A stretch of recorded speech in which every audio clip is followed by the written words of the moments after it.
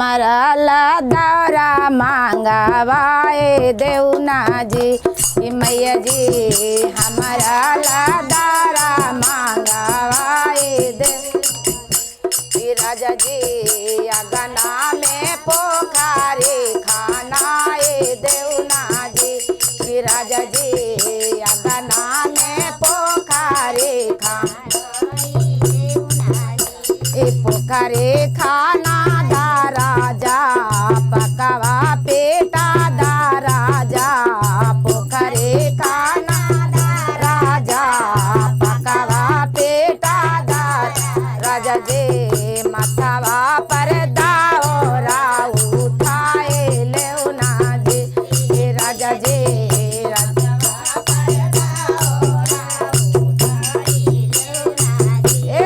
राजा जी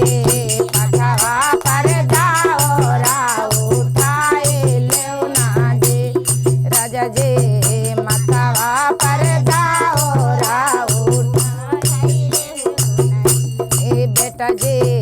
प्यारे पे नीले हो पगड़ी बनाए ले हो प्यारे पे नीले हो पगड़ी बनाए ले हो बेटा जी मथवा पर दाओरा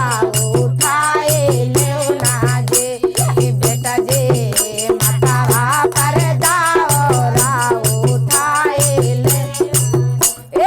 राजा जी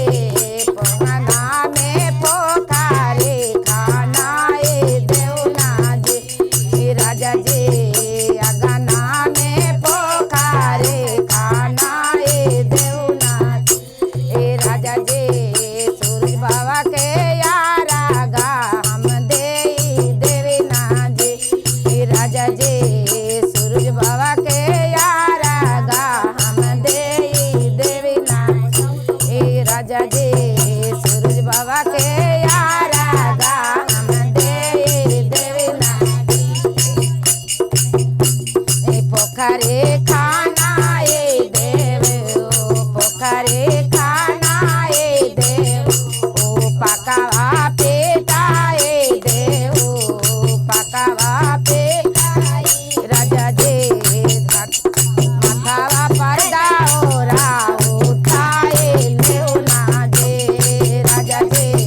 मथवा पर दाओरा उठाए लेना जी राजा जी मथवा पर दाओरा उठाए प्यारे पे नीले हो